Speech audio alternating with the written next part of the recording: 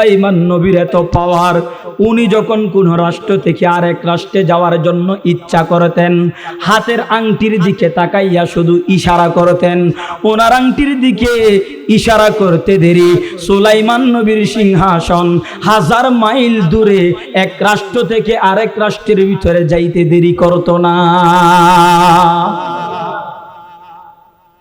কেমন পাওয়ার ছিল সুলাইমান আলাইহিস সালামের। সুলাইমান নবী উনার আওয়াজ পশু পাখিরা পর্যন্ত শুনতো, গর্তের পিপিলিকা পর্যন্ত শুনতো। সূরা নামলের ভিতরে সুলাইমান আলাইহিস সালামের ঘটনা আছে। উনি একদিন ওনার প্রহরী নিয়া, মন্ত্রী পরিষদ নিয়া কোন এক নদীর কিনারায় হাঁটতেছিলেন। অনেক দূরে যাবেন হেঁটে হেঁটে, যেতে যেতে কিছু দূর গেলেন।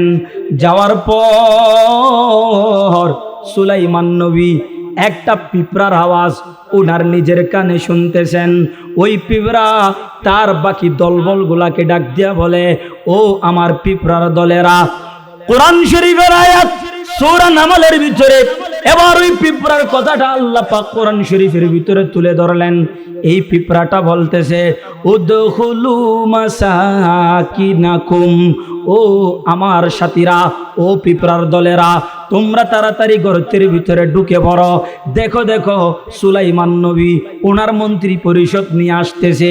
উনি যদি অজান্তেই তোমাদেরকে পদদলিত করে পিষে ফেলে, তোমাদের মৃত্যু অনিবার্য।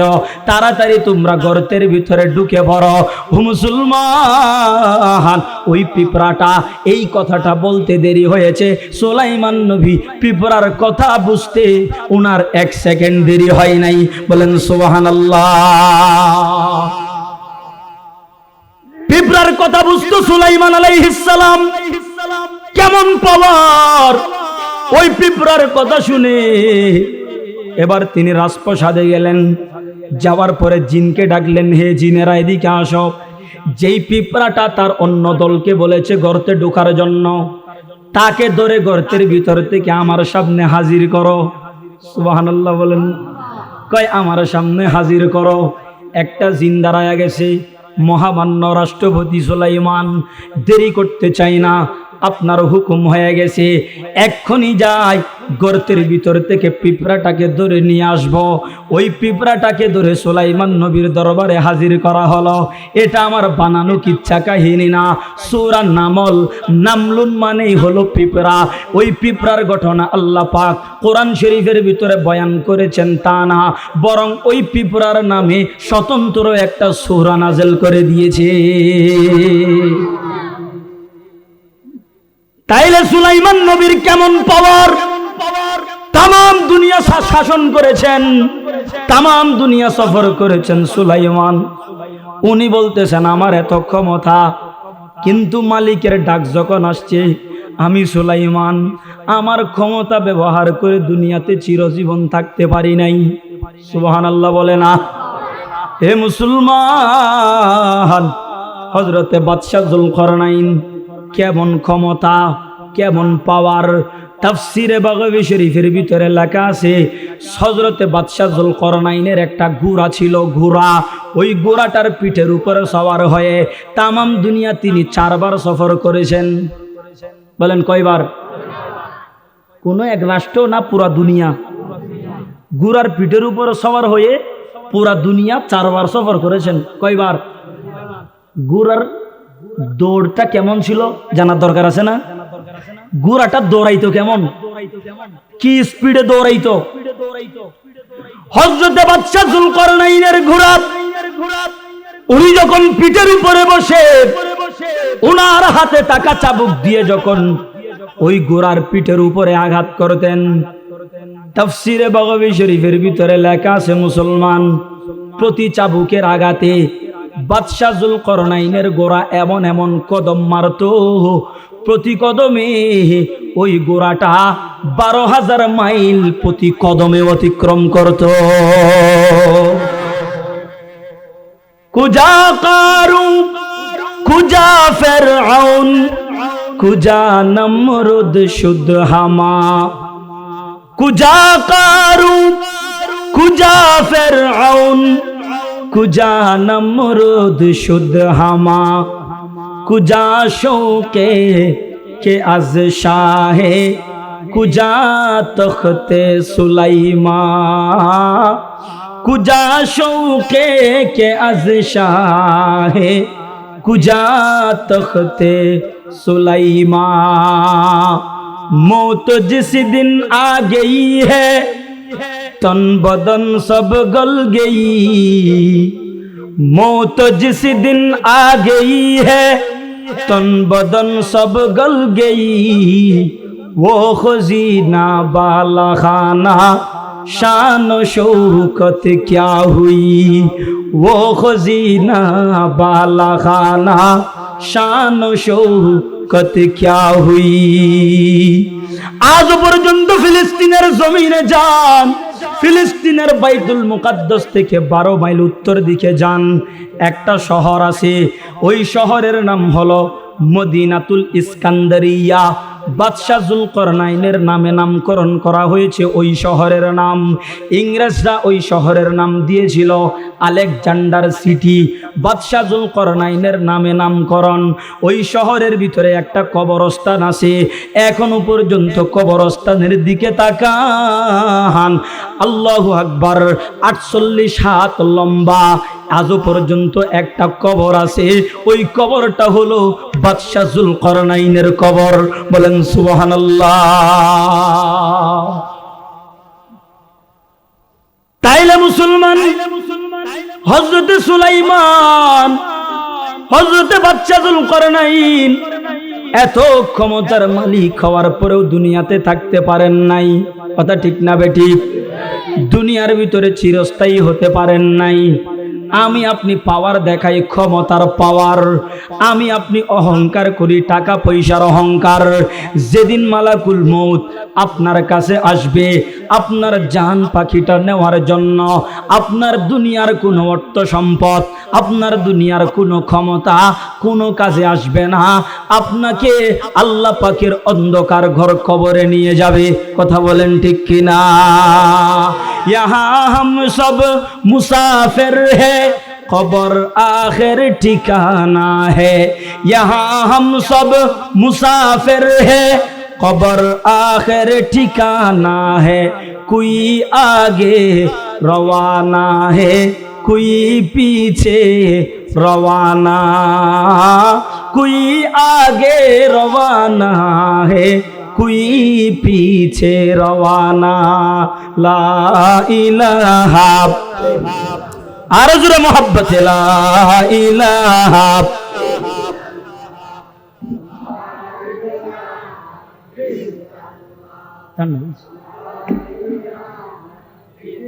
मोहब्बत ला इलाहा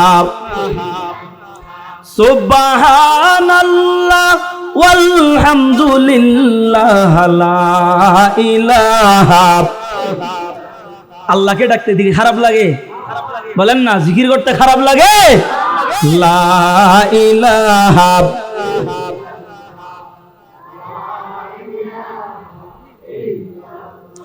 লা ইলাহা ইল্লাল্লাহ লা ইলাহা ইল্লাল্লাহ ও মুসলমানেরা দুনিয়ার ভিতরে অহংকার দেখায়ান না ক্ষমতার অহংকার টাকা পয়সার অহংকার আমিত্বটাকে মিশ দিয়া দেন আমিত্বটাকে মিঠাইয়া দেন কারণ দুনিয়ার ভিতরে চিরদিন থাকা যাবে না চিরস্থায়ী দুনিয়ার জমিনে থাকা যাবে না চিরস্থায়ী যদি দুনিয়ার জমিনে থাকা যেত আমার নবীর চাইতে পাওয়ারফুল মানুষ দুনিয়ার জমিনে আর কিয়ামত পর্যন্ত আসবে না হায়াত মউতের মালিকের সাথে আমার নবীর সম্পর্ক ঠিক না বেঠিক জোরা বলেন ঠিক না বেঠিক আমার নবীর সম্পর্ক কার সাথে কেমন সম্পর্ক আমার নবীর নাম মুহাম্মদ মুস্তাফা সাল্লাল্লাহু আলাইহি ওয়াসাল্লাম ওনার লকবটা হলো হাবিবুল্লাহ আল্লাহর বন্ধু সুবহানাল্লাহ বলেন না হযরত ইব্রাহিম খলিলুল্লাহ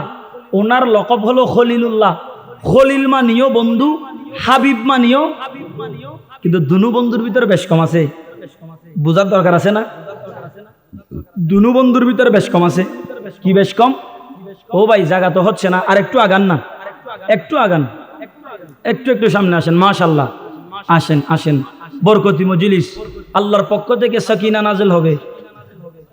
আসেন একটু সামনের দিকে আসেন, মাশাআল্লাহ, মারহাবা। আল্লাহ আজকের মাহফিলকে কবুল করুন, বলেন আমিন। আরো জোরে বলেন আমিন। শেষ পর্যন্ত থাকবো তো ইনশাআল্লাহ। দেখি কারা কারা থাকবো, হাত উঠাই তো। থাকবো তো ইনশাআল্লাহ। একটু জোরে বলেন না, আল্লাহু আকবার। আরো মহাব্বতে আল্লাহু আকবার। হাত নামান। তাইলে বলতেছিলাম, দুনিয়াতে ক্ষমতা ব্যবহার করে যদি থাকা যেত, তাহলে আমার নবীর চাইতে পাওয়ারফুল ক্ষমতাওয়ালা দুনিয়াতে আর কিয়ামত পর্যন্ত কেউ আসবে। কি বলতেছিলাম, ইব্রাহিমের নাম খলিলুল্লাহ, আল্লাহর বন্ধু। আমার নবীর নাম হাবিবুল্লাহ, আল্লাহর বন্ধু। কিন্তু দুটোটার অর্থ বন্ধু হলে কি হবে? হাবিব এবং খলিলের ভিতরে কিছু বেশ কম আছে। বেশ কমটা কি? খলিল বলা হয় যিনি নিজে চেষ্টা করে আল্লাহকে বন্ধু বানিয়েছেন। বলেন, কথাটা মুখস্থ করেন। খলিল কাকে বলে? যিনি নিজে চেষ্টা করে কাকে বন্ধু বানাইছেন।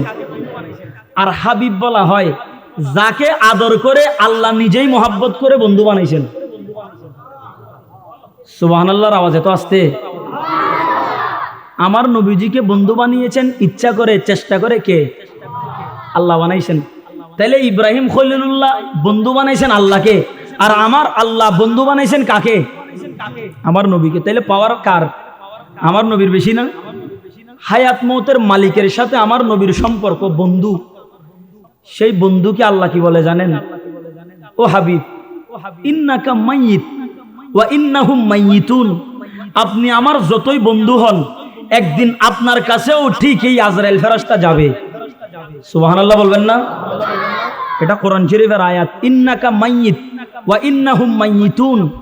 আপনাকেও দুনিয়ার জমিন থেকে মালাকুল মউতের হাতে আপনার জান কবজ করে আপনাকেও রওজা মুবারকে আসতে হবে। সুবহানাল্লাহ বলেন না? আমার নবীও ক্ষমতা ব্যবহার করে দুনিয়াতে থাকতে পারেন নাই, কিন্তু চাইলে পারতেন কি না? পারতেন না?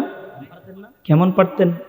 আমার নবীজি অসুস্থ, বিছানা থেকে উঠতে পারেন না, কয়েকদিন অসুস্থ, মদিনার মসজিদে নামাজে যাইতে পারেন না, ইমামতি করতে পারেন না।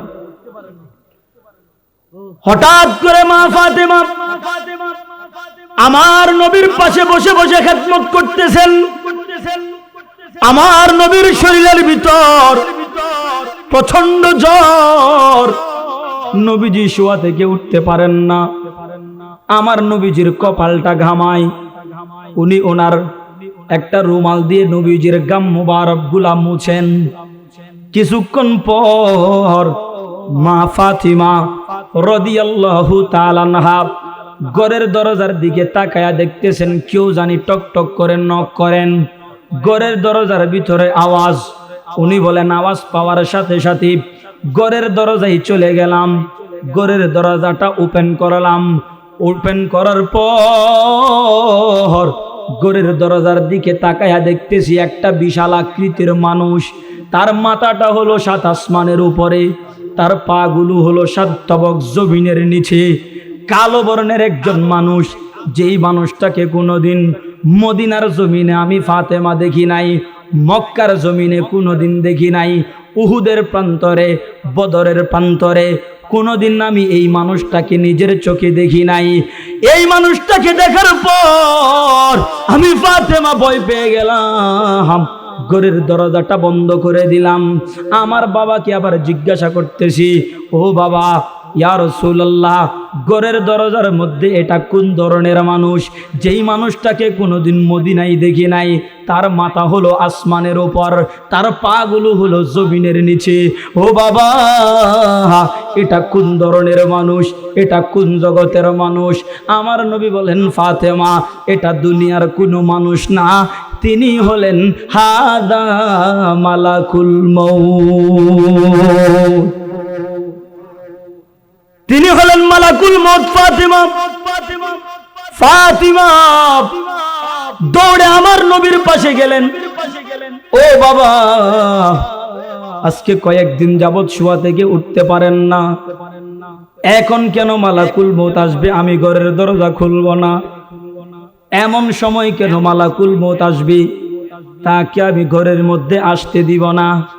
আমার বড় ভয় হয় আমার বাবাকে মনে হয় নিতে আসছে, আপনি নবীজিকে মনে হয় নিতে আসছে। আমার নবী বলেন, ফাতেমা, ঘরের দরজা যদি তুমি নাও খোলো কোনো সমস্যা নাই, কিন্তু মালাকুল মউত এমন একজন ফেরেশতা, ঘরের ভিতরে ঢোকার জন্য কারো পারমিশনের দরকার হয় না। সুবহানাল্লাহ বলেন না। ফাতিমা কি বলে, ফাতিমা ঘরের দরজা খুলে দাও, মালাকুল মউতকে আসতে দাও। কি বলতে চায় আমার নবীর সাথে তার কথা আছে, দরজাটা খুলে দাও। মা ফাতেমা ঘরের দরজাটা খুলে দিলেন। এবার মালাকুল মউত আমার নবীর সামনে আসলেন একজন মানুষের সূরত ধরে। সুবহানাল্লাহ বলেন। বিশাল আকৃতির ফেরেশতা এখন মানুষ হয়ে গেছে। আমার নবীর সামনে এসে নামাজের সূরতে দুইটা জানু ওনার হাঁটুগুলা জমিনের ভিতরে গেড়ে উনি বসে পড়লেন। এবার ডাক দিয়া বলে, নগো নবীজি, আপনাকে আমি সালাম জানাই। আসসালাতু আসসালামু আলাইকা ইয়া রাসূলুল্লাহ, আসসালাতু আসসালামু আলাইকা ইয়া হাবিবাল্লাহ। আমার পক্ষ থেকে সালাম নেন। আবার আপনাকে আসমান জমিনের কুল কায়নাত আল্লাহ সালাম দিয়েছে। আমার নবীকে কে সালাম দিয়েছেন? জোরে বলেন না, কে? আল্লাহ সালাম দিয়েছেন। আমার নবী বলেন, আজরাইল ফেরেশতা কেন আসলা বলো? ঠিক আছে, তোমাদের সালামের জবাব দিলাম, কেন আসলা বলো? এবার মালাকুল মউত বলে, হাবিব, আমার আল্লাহ আপনার কাছে পাঠাইছেন একটা পারমিশন নেওয়ার জন্য। বলে, কি পারমিশন? ওগো নবীজি, আপনি যদি দুনিয়ার জমিনে থাকতে চান, আপনাকে কিয়ামত পর্যন্ত হায়াত দেওয়া হবে। আর যদি আপনি যেতে চান, আপনাকে নিয়ে যাওয়া হবে, কিন্তু আপনার পারমিশন চাই। ও মুসলমান কুদালার মানুষ, আমাদের এলাকাতেও বহু ক্ষমতাওয়ালা চলে গেছে। মালাকুল মউত আসার সময় পারমিশন নিয়ে আসছে নাকি? না, আপনাদের আওয়াজে বোঝা যাচ্ছে পারমিশন নিয়ে আসছে। পারমিশন নিয়ে আসছে নাকি? আমাদের কাছেও পারমিশন চাইবে? পারমিশন চাইবে না। আমার নবী আবার বলে, মালাকুল মউত দুনিয়ার জমিনে যখন আসছি, আল্লাহ তো বলেই দিয়েছেন, ইন্নাকা মাইয়িত, ইয়া রাসূলুল্লাহ, আপনিও মরণশীল, আপনাকেও ইন্তেকাল করা লাগবে, দুনিয়া থেকে বিদায় নিয়ে চলে যেতে হবে। কিন্তু মালাকুল মউত যাইতে রাজি আছি, তবে একটা জিনিস জানতে চাই। ইয়া রাসূলুল্লাহ, কোন জিনিসটা জানতে চান? তুমি আল্লাহর কাছে যাও, আমি যখন দুনিয়ার জমিনে ছিলাম, আমার গুনাহগার উম্মতের জিম্মাদার আমি ছিলাম। আমি যখন দুনিয়া থেকে চলে যাব, আমার গুনাহগার উম্মতের জিম্মাদার কে হবে জেনে আসো। বলেন সুবহানাল্লাহ। উম্মতের প্রতি কত মায়া, উম্মতের প্রতি কত দরদ, আমার নবীর কত পাওয়ার। উনি যখন মক্কায় আসলেন, মক্কার নামটা ছিল বাক্কা। বলেন কি ছিল? মক্কার নাম কি? মক্কা না বাক্কা? কোরআন শরীফের আয়াত, বিবাক্কাতা মুবারাকাম ওয়া হুদাল লিল আলামিন। এখানে মক্কা জায়গাটার নাম আল্লাহ বলেছেন বাক্কা। কিন্তু আমার নবীর এত পাওয়ার, উনি যখন মক্কা বাক্কা জায়গাটাতে যখন মায়ের পেট থেকে আসলেন, আমার নবী বলতেছেন বাক্কা নামটা চেঞ্জ করে আমি রসুলের মনে চাই এই জায়গাটার নাম মক্কা হয়ে যাক। আমার নবী দিলে দিলে খেয়াল করতে দেরি, আল্লাহ পাক জায়গার নাম পরিবর্তন করে ওই জায়গাটার নাম করে দিয়েছেন মক্কা। সুবহানাল্লাহ বলেন না? কত পাওয়ার। মদিনার নাম কি? মদিনা। বলেন না, মদিনার নাম কি? মদিনা। মদিনার নাম হলো ইয়াসরিব। বলেন কি নাম?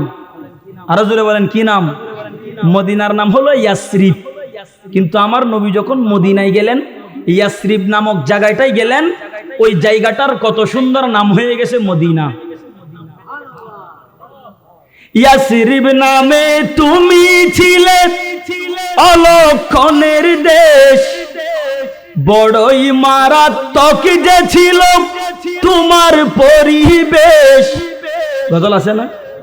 ইয়াসরিব নামে তুমি ছিলে অলক্ষণের দেশ, বড়ই মারাত্মক যে ছিল তোমার পরিবেশ।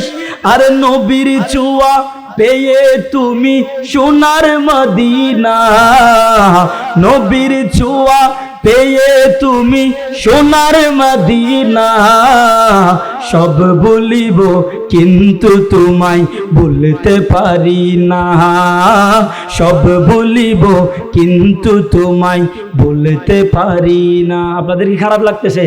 একটু বলেন না, সব বলিব কিন্তু তোমায়।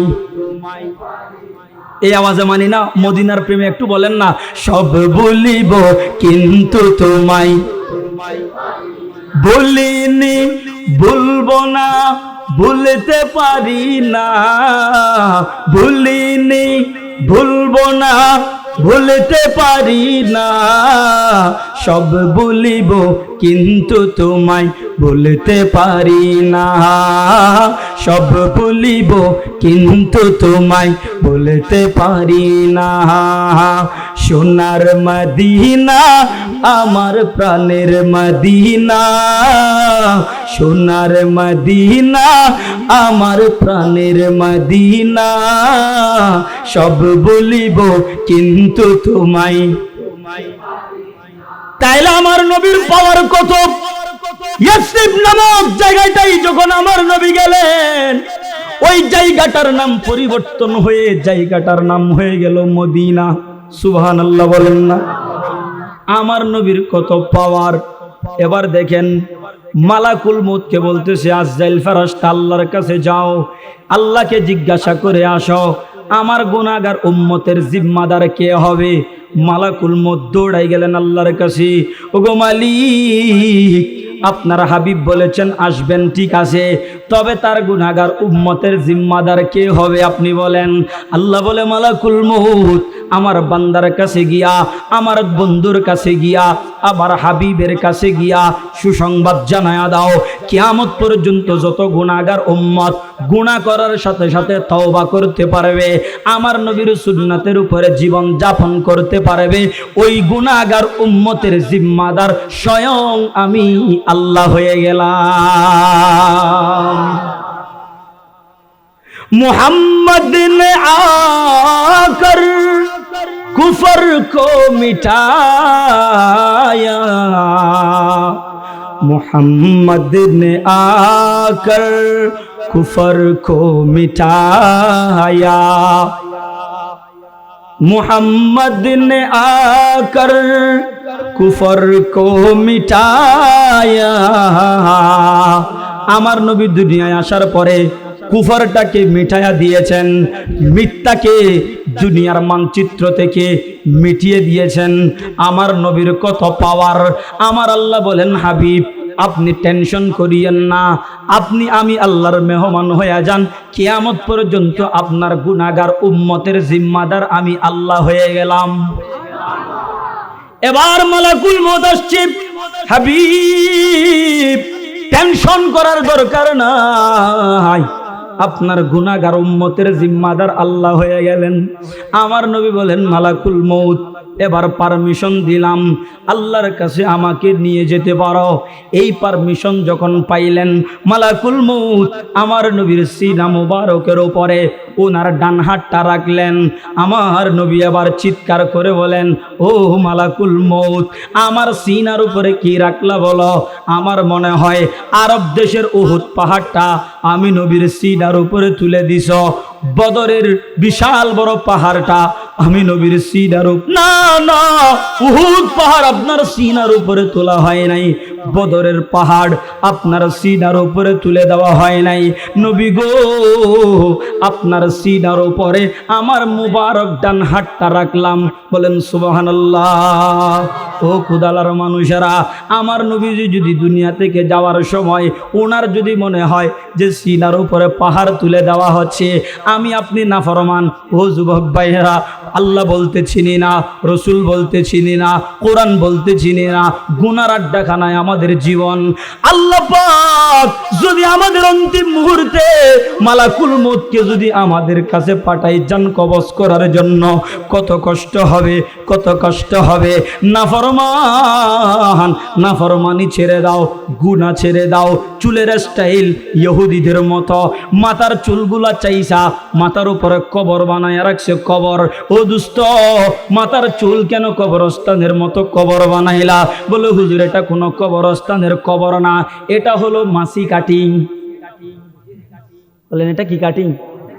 এ বলেন না, খেলোয়াড়ের নাম আছে না মাসি, মাসি কাটিং।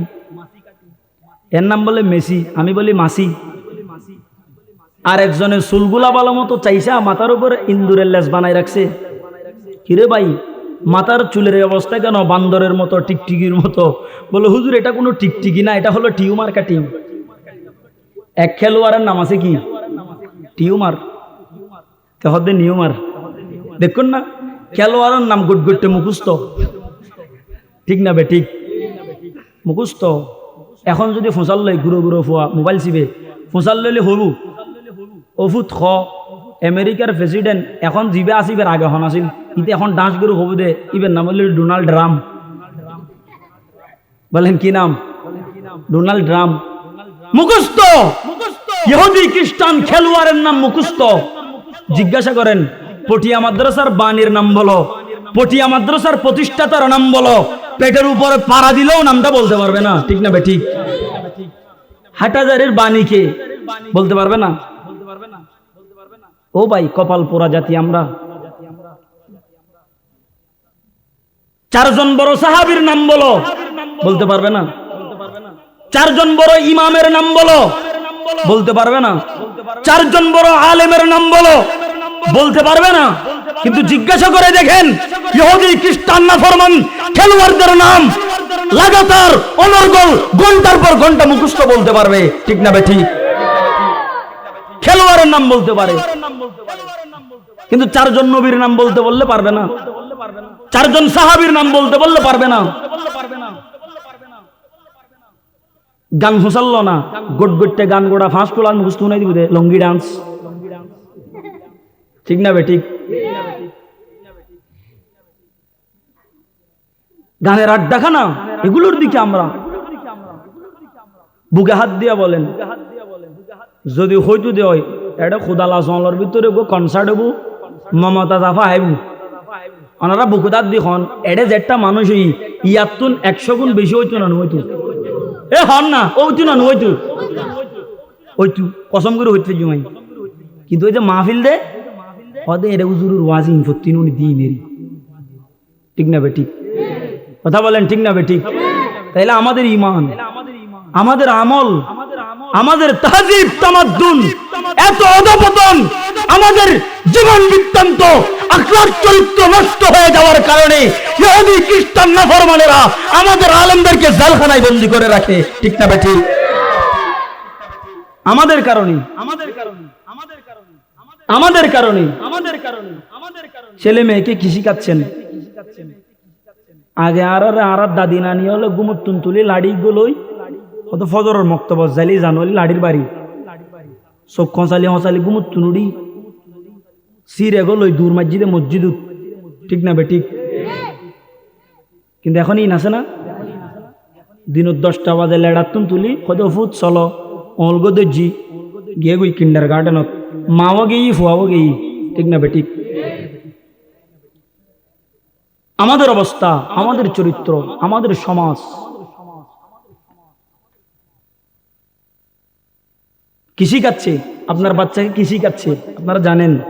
যারা ফেসবুক ব্যবহার করেন, এই যুবক ভাইয়েরা, নতুন বিয়ে শাদী অনেকেই করছে, বাচ্চা কাচ্চা হইছে, কোথায় পড়াইবা? তুমি ডিসিশন নাও, চিন্তা চেতনা নাও। আপনাদের বাচ্চাদেরকে কি শিখাচ্ছে জানেন? প্রাইমারি স্কুলের শিক্ষকদেরকে কোটি টাকা খরচ করে ঢাকায় নিয়ে ব্যাঙের নাচ শিখাচ্ছে। কিসের নাচ? এই ফেসবুকে দেখেন না আপনারা? কিসের নাচ? ব্যাং ক্যাং করে নাচ শিখে দে, বানরন নাচ, সাফন নাচ, হদা আঁশ ক্যাঙ্গুরি উড়ে দেখা যায়, এত তোর বেড়াই ইন্দুরি মাড়ত মধ্যে আনি আঁশর ডুলে এনেন করার দিয়ে হাইয়া শরম লজ্জা কোথায় রাখি বলেন?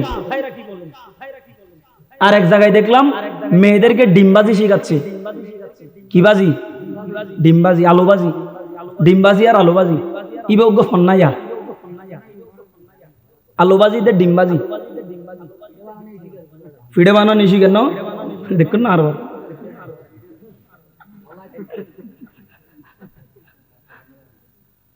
আর কদিন বাদের রাস্তা কেন করে ঢালাই দিয়ে নিশি গেবো বেগুনের রাস্তার নামাই দিবেন লাই, ঠিক না বে? ঠিক। এগুলোর পিছনে ষড়যন্ত্র আছে।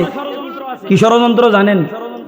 ওরা বলে যখন আলুবাজি আর ডিমবাজিতে ব্যস্ত থাকবে, শিক্ষা দীক্ষা বলতে কিছু থাকবে না, তখন এই স্কুল কলেজ ভার্সিটির ভিতর থেকে অর্থনীতিবিদ বের হবে না, রাজনীতিবিদ বের হবে না, বড় বড় রিসার্চার গবেষক বের হবে না, ডাক্তার বের হবে না, লয়ার বের হবে না, ইঞ্জিনিয়ার বের হবে না।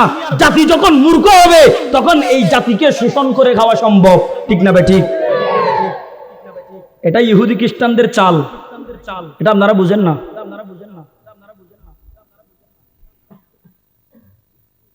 আমাদের ঈমান আমল চুরি করতেছে, কতগুলা ফিতনা, কতগুলা বলবো।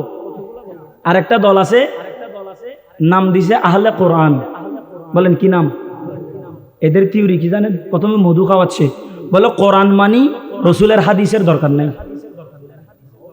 নাউজুবিল্লাহ, আরেকটু আসতে বলেন না। ওরা কি মানে যে কোরআন, কয় হাদিসের দরকার নাই। আস্তাগফিরুল্লাহ। বলেন রসুলের হাদিস দরকার আছে না নাই? মোহাব্বতে বলেন আছে না নাই?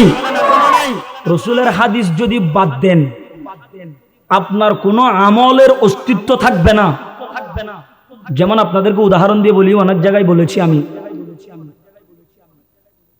একটু সবাই প্রশ্নের জবাব দেন। ফজরের নামাজ, ফরজ নামাজ কয় রাকাত? আরো জোরে বলেন, কয় রাকাত? জোহরের নামাজ, আসরের নামাজ, মাগরিব, এশা। ওয়াল্লাহ বিল্লাহ তাল্লাহ, আল্লাহর কসম করে বলছি, কোরআনের 30 পারা কোথাও নামাজের রাকাত সংখ্যা নাই।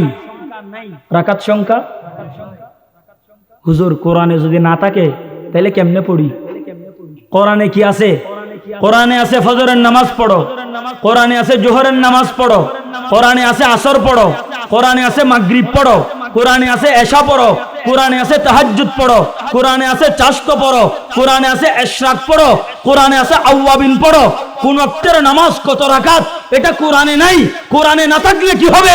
রাসূলের হাদিসে আছে না নাই? বলেন রাসূলের হাদিসে আছে না নাই? এখন এই বন্ডের গোষ্ঠী এরা বলে কোরআন মানবো, রাসূলের হাদিস মানবো না। তার মানে নামাজের রাকাত সংখ্যা বলতে কিচ্ছু নাই। রাসূলের হাদিস বাদ দেওয়ার মানে কি? নামাজ বলতে এ মুসলমান শুনে রাখেন, আমরা বলেছি হক্কানি রব্বানি মুহাক্কিক উলামায়ে কিরাম যতদিন পর্যন্ত বাংলার জমিনে থাকবে ততদিন পর্যন্ত কোন কাফের মুশরিক বেঈমান যদি আমার নামাজের উপরে আক্রমণ চালাতে চাই, আমার নবীর হাদিসের উপর আক্রমণ চালাতে চাই, তাদের বিরুদ্ধে আমরা রক্ত দিতে প্রস্তুত থাকবো, ঠিক না ভাই? ঠিক। রক্ত দিতে প্রস্তুত থাকবো ইনশাআল্লাহ। কিন্তু আমার নবীর হাদিস মাইনাস করা, এটা আমরা বরদাস্ত করতে পারবো? বলেন না পারবো?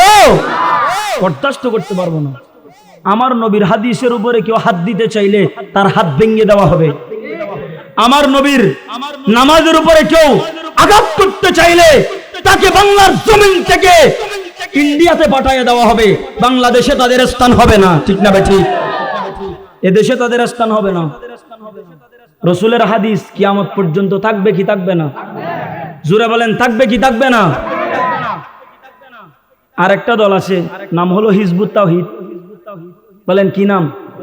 হিজবুত তাওহীদ। এর নাম হলো হুসাইন মোহাম্মদ সেলিম। বলেন কি নাম?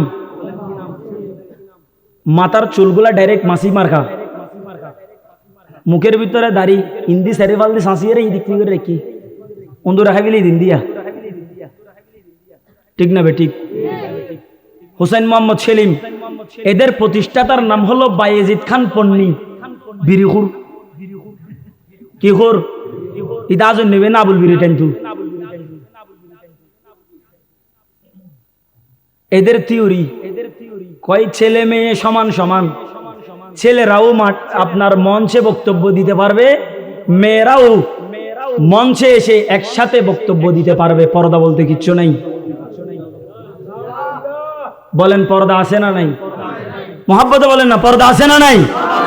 এবার যদি কেউ বলে নারী পুরুষ সমান অধিকার, এক মঞ্চে দাঁড়িয়ে কথা বলতে পারবে, এক মঞ্চে দাঁড়িয়ে বক্তব্য দিতে পারবে, আমরা বলি বেটা এটা বাংলাদেশ, এটাকে যদি আমেরিকা মনে করো বুকার স্বর্গে বসবাস করছো, ঠিক না বেটি? এটা বাংলাদেশ, এটা দাড়িওয়ালা টুপিওয়ালার দেশ, পর্দাওয়ালার দেশ, কথা ঠিক কি না? এটা হাটাজারির দেশ, এটা পটিয়ার দেশ। এই দেশে লক্ষ লক্ষ উলামায়ে কেরাম আমার ইসলামের ফরজ বিধানের উপর আঘাত করবা, তোমাদের হাত ভেঙে চুরমার করে দেওয়া হবে, ঠিক না বেটি? হাত ভেঙে চুরমার করে দেওয়া হবে। প্রিয় ভাইয়ের আমার, অতএব কথা বলছিলাম, আমার নবী এত ক্ষমতা এত পাওয়ারের অধিকারী হওয়ার পরেও নিজেকে এমন ভাবে মিটিয়ে দিয়েছেন, উনি বলেন মালাকুল মউত আমাকেও আল্লাহর কাছে যেতে হবে, সুবহানাল্লাহ, আমাকেও যেতে হবে। সম্মানিত মুসলমান ভাইয়েরা আমার, আমার নবী আল্লাহর হাবিব মাহবুব বান্দা হওয়ার পরেও কেমন ভাবে নিজেকে মিটিয়ে দিয়েছেন দেখেন। আমার নবী রাতের বেলা উঠে মা আয়েশার সাথে এক বিছানায় শুয়েছিলেন। রাত বাজে 12টা। মা আয়েশা দেখতেছেন আমার নবী বিছানার মধ্যে নাই, কোথায় গেছেন নবীজি? আমার নবীজিকে উনি তালাশ করার জন্য খুঁজতে আরম্ভ করলেন। মনে মনে চিন্তা করতেছেন, মনে হয় অন্য বিবির কাছে চলে গেছেন। এই চিন্তা করে আমার নবীজিকে খুঁজতে আরম্ভ করলেন। চতুর্দিকে ঘুরলেন ফিরলেন, আমার নবী কোথাও নাই। এবার মা আয়েশা বলেন, আমি মদিনার বারান্দায় কানটা লাগায়া দিলাম, দেখতেছি মসজিদের ভিতর থেকে গুনগুন গুনগুন করে কোরআন তেলাওয়াতের আওয়াজ আসতেছে। আম্মা জান আয়েশা বলেন, মসজিদের ভিতর থেকে ছোট্ট ছোট্ট করে করে তুতা পাখির মতো আওয়াজ আমার কানে আসতেছে। আমি পিছন দিকে গেলাম, দেখতেছি আমার নবী নামাজের ভিতরে কোরআন শরীফের আয়াত পড়তেছেন, কোরআন তেলাওয়াতের ভিতরে মগ্ন আছেন। আমার নবী এমন ভাবে কোরআন তিলাওয়াত করতেছেন, এক রাকাতে 15 পারা কোরআন খতম করে দিয়েছে। এবার রুকুতে গেলেন।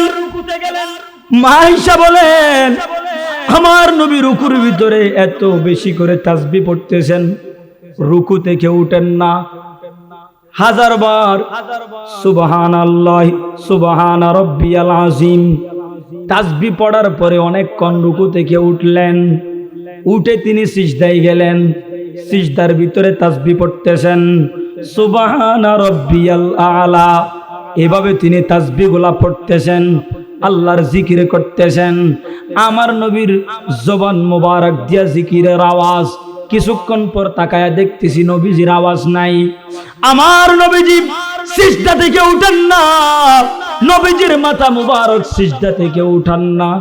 মা আয়েশা বলতেছেন, আমার নবীর কোনো নড়াচড়া নাই, সিজদার মধ্যে এতক্ষণ কি করে? আমি মনে মনে ভাবতে লাগলাম, মনে হয় আমার নবী দুনিয়া থেকে বিদায় নিয়ে গেছেন। আমার নবী মনে হয় সিজদার ভিতরে মৃত্যুবরণ করেছে। আমার নবী কেন সিজদা থেকে উঠেন না? পিছনে গিয়া নবীজির পায়ের ভিতরে চিমটি কাটলেন, পা মুবারকের ভিতরে একটু করে আঘাত করলেন। আঘাত করার সাথে সাথে আমার নবীর পা মুবারক গুলা এইভাবে নাড়ায়। মা আয়েশা বলেন, আমার নবী যখন পা মুবারক নাড়াইলেন, তারপরে বুঝতে পারলাম এখনো দুনিয়ার জমিনে আমার নবী জীবিত আছে।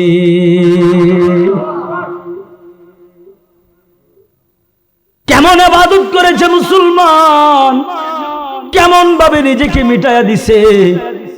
এবার মা আয়েশা আমার নবী সালাম ফেরানোর পরে নবীজিকে ধরে ধরে হুজরা মুবারকে আনলেন। ইয়া রাসূলুল্লাহ, এত নামাজ পড়ার কি দরকার?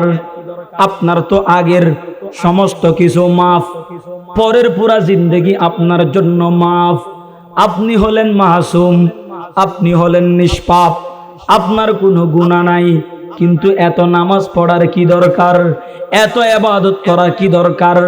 আমার নবীর পা গোলা ফুলে গেছে, নবীজির পা মুবারক ফেটে ফেটে রক্ত বের হচ্ছে। মা আয়েশা বলেন, ওগো হাবিব, এত ইবাদত কেন করেন? আপনার জন্য তো জান্নাতুল ফেরদাউস ওয়াজিব।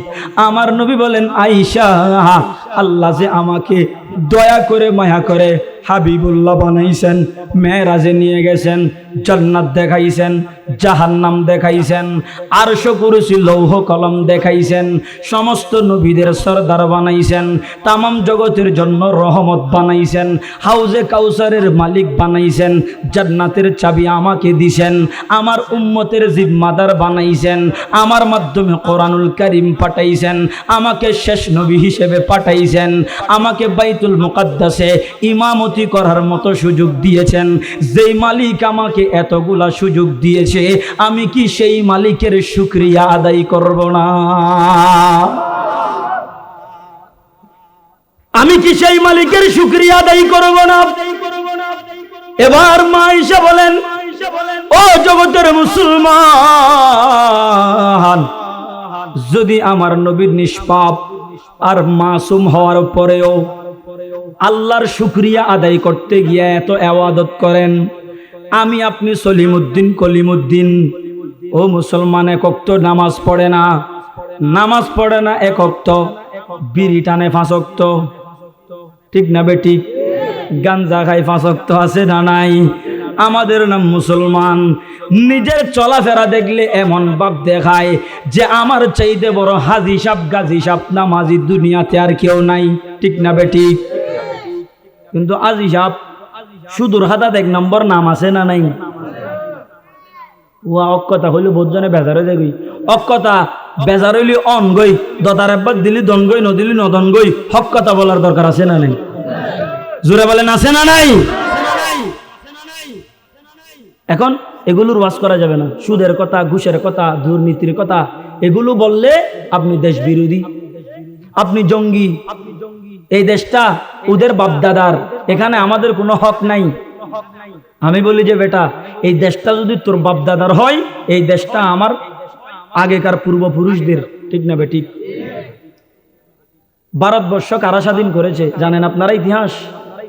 বঙ্গবন্ধু ওনারা তো অনেক পরের, জিয়াউর রহমান তো অনেক পরের, কিন্তু ভারত উপমহাদেশ 200 বছর পর্যন্ত মুসলমানেরা স্বাধীন করেছিল। কয়শো বছর? এরপরে ইংরেজরা এই দেশটাকে মুসলমানদের কাছ থেকে কেড়ে নিয়ে তারা ইংরেজ শাসন চালু করেছে। মুরব্বীরা অনেকেই দেখেছেন, ইংরেজরা এই ভারত উপমহাদেশ দখল করে নিয়েছে। তারা এবার 800 বছর পর্যন্ত মুসলমানের উপরে শোষণ, নির্যাতন, নিপীড়ন, এমন কোনো অবস্থা ছিল না যে মুসলমানদের উপরে নির্যাতন করে নাই। ও মুসলমান, শুধু তাই, ভারতবর্ষের এমন কোনো গাছ ছিল না, গাছ যে গাছের সাথে আলেমের লাশ লটকানো ছিল না। এগুলো ইতিহাস, ভারত উপমহাদেশের ইতিহাস পড়েন। যখন ইংরেজরা শোষণ করতেছিল, নির্যাতন করতেছিল, সেই মুহূর্তে কালেমার পতাকা উড্ডীন করে একজন মানুষ স্লোগান দিয়েছে, ফতোয়া দিয়েছে যে ইংরেজের বিরুদ্ধে জিহাদ করা ফরজ। তার নাম হলো হযরত হুসাইন আহমদ মাদানী রহমতুল্লাহি আলাই, ঠিক না বেঠিক? হুজ্জত ইসলাম কাসেম নানুতবি, রশিদ আহমদ গঙ্গুহি, আব্দুল আজিজ মুহাদ্দিস দেহলভী, ওনারা বলে এই ইংরেজের দল, লাল কুত্তার দল, আমার ভারত উপমহাদেশ যদি তোরা ছাড়তে না পারিস, তোদের সাথে যুদ্ধ হবে। যুদ্ধ করে লাল কুত্তা শিয়ালের ভাইগুলাকে ভারত উপমহাদেশ থেকে তাদেরকে পিটায়া এই দেশ থেকে বের করে দিয়েছে। সবচাইতে বড় অবদান ছিল উলামায়ে কেরামের। কথা ঠিক না বেঠিক? তাহলে আমাদেরকে বলে কয় আলেমরা কি করেছে? আলেমরা কিছু করে নাই। আমরা বলি আমরা কিছু করি নাই, ঠিক, কিন্তু 71 সালে বাংলাদেশ থেকে আমরা দেশি মুরগি ওই ইংরেজদেরকে আমরা খাওয়াই নাই। কথা ঠিক না বেঠিক? মুরগি চোরা শাহরিয়ার কবিরের দল এরা কি করতো জানেন? এখন এক একজন বড় বড় মুক্তিযোদ্ধা বাতাও পায়। এদের মূল কাজটা কি ছিল জানেন? পাকিস্তানিরা আমাদের উপরে নির্যাতন চালাচ্ছিল, আর এই মুরগি চোরার দল দেশি মুরগির রান খাওয়াইতো এদেরকে। কথা ঠিক না বেঠিক? কিন্তু এক একজন বড় বড় এখন দেশপ্রেমিক মুক্তিযোদ্ধা। তা আমি বলি, এই দেশ যদি তোদের বাবার হয়, এই দেশটা আমাদের দাদার। কথা ঠিক না বেঠিক? এটা আমাদের দাদার। ইতিহাস পড়ে আসো। এই দেশের পিছনে মুসলমানের রক্ত। বঙ্গবন্ধু শেখ মুজিবুর রহমান, আল্লাহ ওনাকে জান্নাত নসিব করুন। যারা রক্ত দিয়েছেন তাদেরকে জান্নাত নসিব করুন। সবার জন্য আমাদের দোয়া।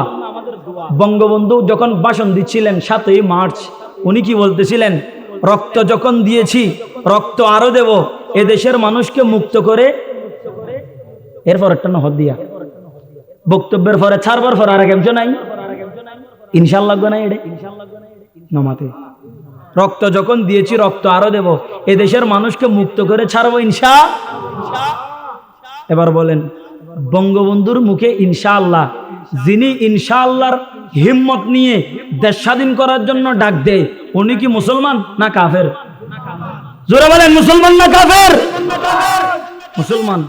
যারা রক্ত দিয়েছে, রফিক, সালাম, বরকত, সবগুলা মুসলমান। কিন্তু এই মুরগি চোরার দল এরা এত বছর পরে এসে কি কয়? এই দেশ দাড়িওয়ালার দেশ না, এই দেশ হলো মুক্তিযোদ্ধার চেতনার বাংলাদেশ। এখানে পর্দা বলতে কিছু থাকবে না, কোরআন বলতে কিছু থাকবে না, মসজিদ মাদ্রাসা বলতে কিছু থাকবে না। আমি বলি বেটা, লতিফ সিদ্দিকীও বলেছিল বাংলাদেশে কালেমা থাকবে না, মসজিদ থাকবে না, মাদ্রাসা থাকবে না, কিয়ামত পর্যন্ত মাদ্রাসা থাকবে, মসজিদ থাকবে, কিন্তু লতিফ সিদ্দিকী বাংলার জমিনে থাকতে পারে নাই। ঠিক না বে ঠিক? নাস্তিক আসাদ নূর সে বলে, আজানের আওয়াজ এটা বেশ্যার আওয়াজের মতো লাগে। নাউজুবিল্লাহ বলবেন না? আসাদ নূরকে বলি, বেশ্যার আওয়াজের মতো লাগে তো? আমার আজান কিন্তু এখনো আছে না নাই? জোরে বলেন, আছে না নাই? শহরের অলিতে গলিতে হাজার হাজার মসজিদ আছে না নাই? ঢাকার অলিতে গলিতে হাজারো মসজিদ আছে না নাই? কিন্তু নাস্তিক আসাদ নূর বাংলাদেশে আছে না পালাই গেছে? মনে রাখতে হবে, এই দেশ দাড়িওয়ালা, টুপিওয়ালা, আজানওয়ালাদের দেশ।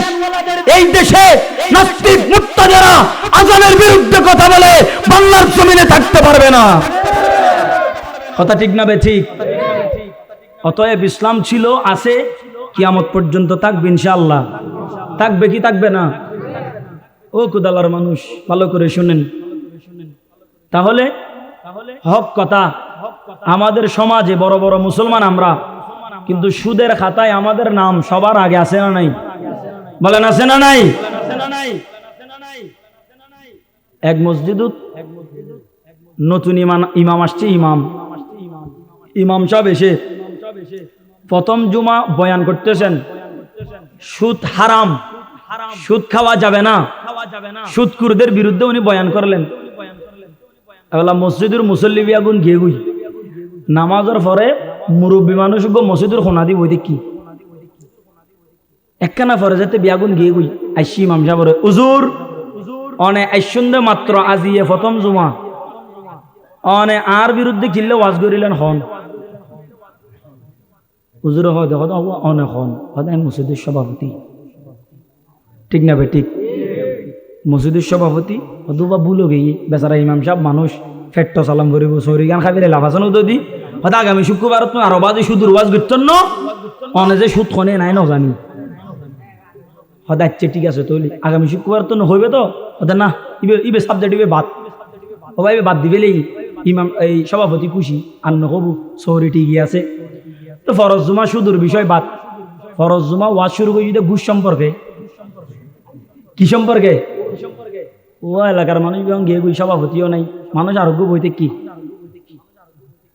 বেশি আস্তে আস্তে লারি লারি হদু জোর অনে আর চিনন নাই খন খন সদায় মসজিদের সেক্রেটারি সদায় পুষ্ট বিশুত চরি কৰি দেয় নজানন সদায় এটা চেয়ারত তলদি চলে অনেকের বিরুদ্ধে কিনলে হইলেন হন দবাজি মাফসাই অনে যে সেক্রেটারি হিসাব হামিবে জড়িত আছো নাই নজানি সাবজেক্টিভ বাদ ফরজ জুমা তারিব হইতো না ঠিক আছে বেচারা ইমাম সাহেব মানুষ ফেট্ট চালন করিব ইব হদ বাজ ইয়ন হইলো মুসিবত ইয়ন হইলো মুসিবত হইকে যাইম হদ তক গই এলাকার মা বোনলর ফর্দা সম্পর্ক হই ই তারা তো আর আইয়ার এটা মুসিবত সহ্য করি না পারিব ফরজ জুমা বলে ফর্দা সম্পর্কে ওয়াজ শুরু করছি যারা ফর্দা না করি তারা আহেন শুরু করছি বিয়াক গুণ গিয়ে গুই আরোগ্য বইতে কি আস্তে আস্তে আসছি হদৌ জোর অনারা চিনন না দেন নচিনেও না হন দেন মসজিদুর কেশিয়ার মসজিদুর হদা আর বউ ডং ডং ডং ডং ডং ডং লিচু বাগান বাজারে বাজারে দৌড়ে দিই তোমার হন হই হোক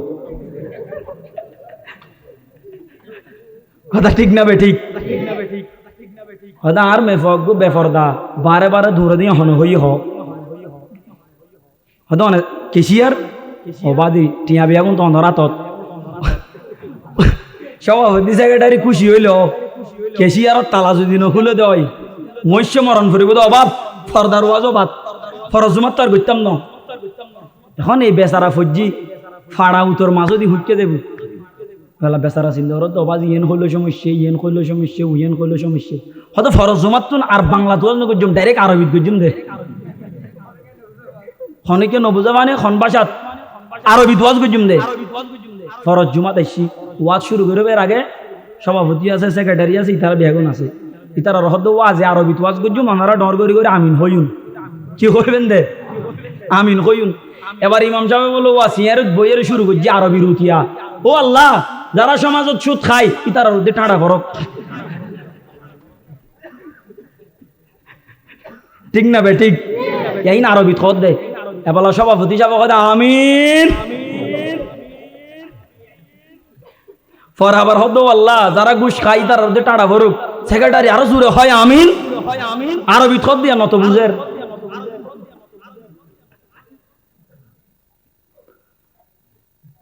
বাস্তবতার মিল আছে না নেই ও মাথর না আছে না নেই ইমাম সাহেব বলে ফজরের নামাজত সূরা ইয়াসিন শুরু করছি ইয়াসিন ওয়াল কোরআনিল হাকিম ফজরের নামাজ শেষ গজ্জিদের ব্যাগুন গেগুই সেক্রেটারি বইতে কি মুরুক্ষ মিককে কোরআন হাদিসের আগামাতা নুবুঝে শুদ্ধ বাংলা থতাদ্দ ন জানে এবেলা ইমাম সাহেব রহ দুজুর অনে এল্লে ফক্কে কেন টানন হয়তো কল্লে ফক্কে ন বুঝি হয়তো আর সভাপতির নাম জানেন নয় হয়তো কি সভাপতির নাম ইয়াসিমেরি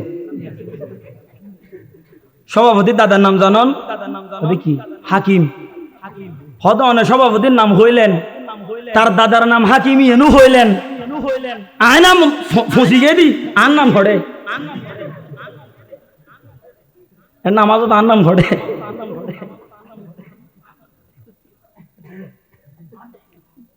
এখন ইতার নাম আসিল্লি বলে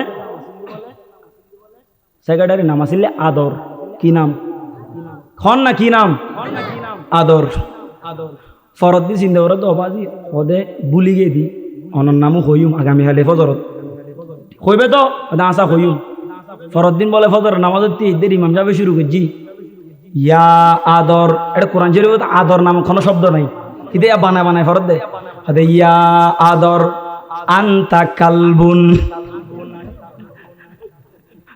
ইয়া আদর আন্তা কালবুন ওয়া আবুকা হিমার ওয়া জাদ্দুকা খিনজির ওবায়েন যেত কই তো বলে এন খুশি নামাজের পর হুজুর সাহেব ফেললে ডাকের এখন এটা মদজ্জ ফাদু আছিল ইতারা বলে হদ হুজুর কি হইও হ কি হইও হ এবলা হদ ভাই মাফ করি দে হদা গীতের দূর কর পরে তোরা হইস কি হইয়েন ইতে তো খুশি হয়ে রে গে ইতার নাম হইয়ে দে এবলা ইতারা তিনজন কি হইয়েন উননবা ইতে হদে ইয়া আদর ও আদর আন্তা কালবুন হদে তুই কুত্তো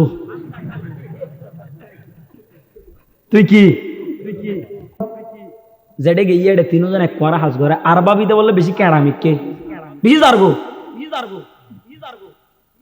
এখন ইতারা বলো তো গিন্নে গিন্নে চাই 1 মিনিট জিরাইতো না দে হাইতো না দে উঠতো না দে বসতো না দে তুই পরে আর বাপে বলে হনমিককে গুত্তুকে ঈদের ইতারা তিনজনে বলে বইতে কি হাজ নগরী কিছুক্ষণ পরে দেখে তো দূরে আর বাপ পাইগির ইতারা জনে দেখি হদো আইগির হনাইর ওয়া বিয়াদবি মাপ গুজন উগা খারাপ শব্দ হই আই এটা গালাগালি করে দিলে কোনো মানুষ আছে ইতো হদে আল্লাহর ফুত আলা আইর হনাই দে আল্লাহর ফুত আলা হয় না ওয়া আল্লাহর ফুতি তো বাই ফুত হই দেয় না ঠিক না ভাই ঠিক